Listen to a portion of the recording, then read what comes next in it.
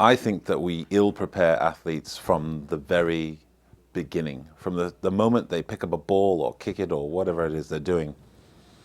We ill-prepare them, especially with the major sports. What you see is this cycle of entitlement that gets thrown their way. So, you know, the kid who's in junior high and hasn't finished his test but still gets to play because he's an athlete, fails the test and still gets to play because they're an athlete, gets to get away with not doing chores at home because they've got practice.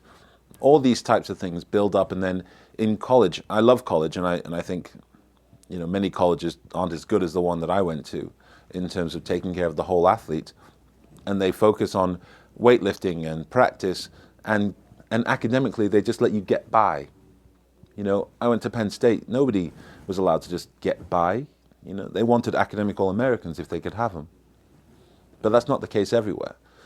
And then you get to be a pro, and all of a sudden, a lot of things are possible for you that are impossible for anybody else. You know, the fact is that, you know, I've been stopped more than a handful of times by the police for driving just a little bit too fast. And I've never had a ticket in this country. Never had a ticket.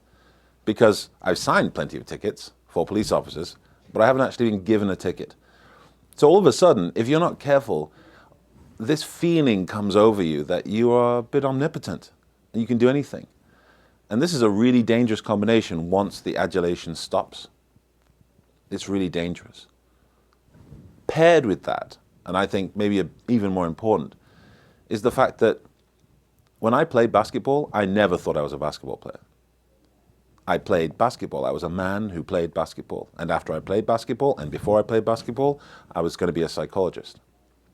Whereas most people who play, their occupation is their definition.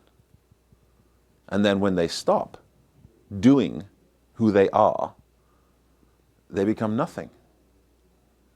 And that's when you see so many of these problems where they're desperate to try and find a new way to be relevant even to themselves.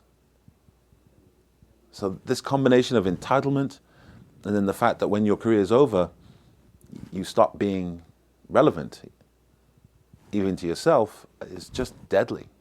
We've got to educate athletes not only in the pros with great programs that need to be implemented, but in college and in high school and even before.